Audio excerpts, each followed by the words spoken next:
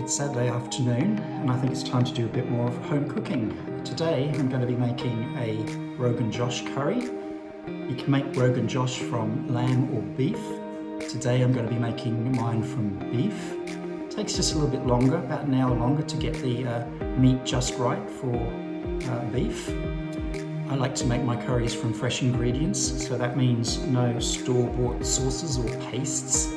I just think it's just as easy and quick to do it all yourself. Let's look at the ingredients. And there they are, right there. Everything you need to make a Rogan Josh curry. Here's a close-up on the ingredients. Spices, an onion, homegrown garlic, ginger, and of course the beef itself. Am I the only one that gets excited when they get a new logo on products in the shops? I like to have everything prepped before I start cooking. I don't like prepping as I go, so I'm going to get this stuff all sorted out into little pots, and then I can cook it up in one go. Hello Zelda. First up, let's mix the spices.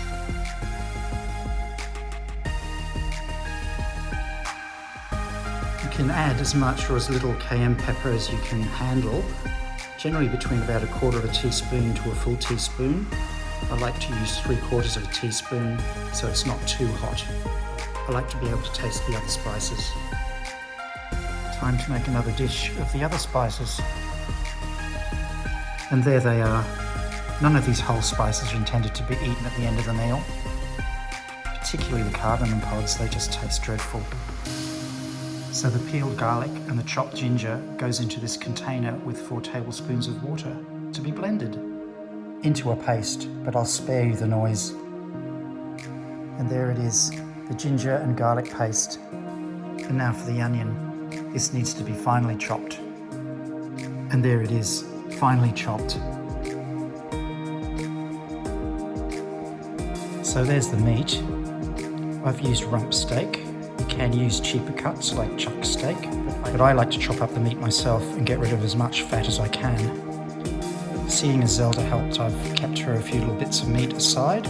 She won't get them from the bench, she'll get them in her dish in a moment.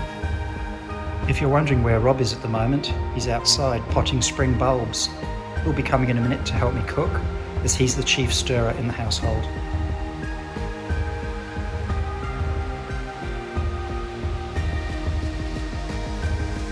So I've transferred everything over to the other bench. Everything lined up in order of the cook. Hello Rob.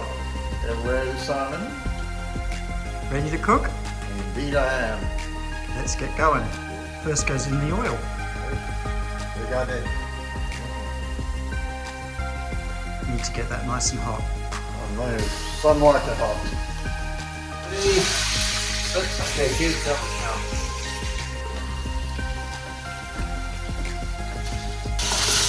Lambs, are they? No, it's beef. We know the difference between beef and dairy, don't we? Yes, we do. This is Rob, put the whole spices in, only for about 15 seconds, and then follow it with the onions. right you are. That's amazing. Get a shot of our assistant here too. There you are.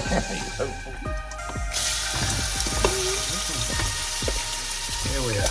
Now you've got to stir for 5 minutes. What? So here we go with the ginger and garlic paste for 30 seconds. Is it cayenne in there?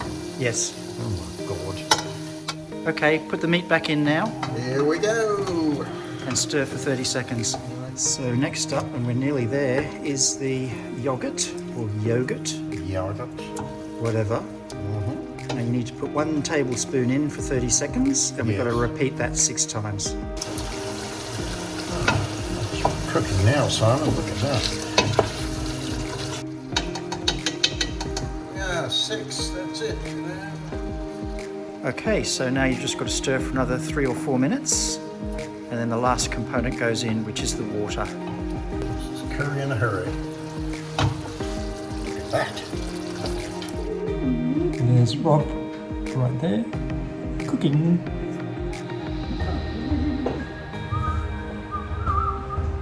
Whistle while you work.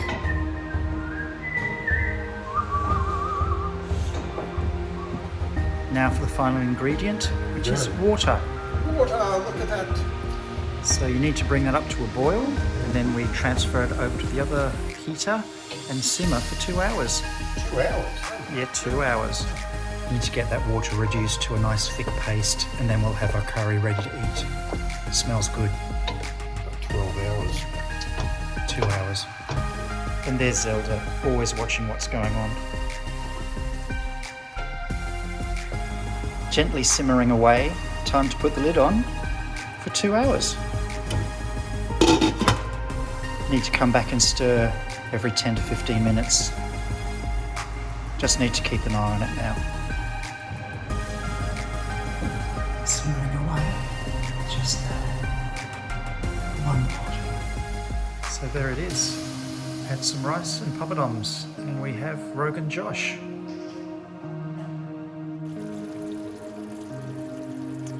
So time to add the garam masala at the end.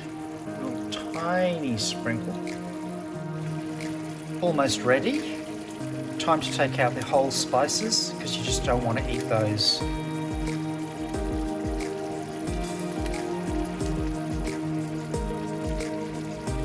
So here we go. What do you think? Tuck in. It looks good. Let me give it a taste. I'll let you know. Hang in there. Very nice. Somebody obviously added the spices correctly and stirred the meat. Very good. Oh, he's smiling with his new haircut. Okay. What do you think? How do you like it? That's good. That's good. Very good. And there she is. Nice and toasty. Time to put the lid on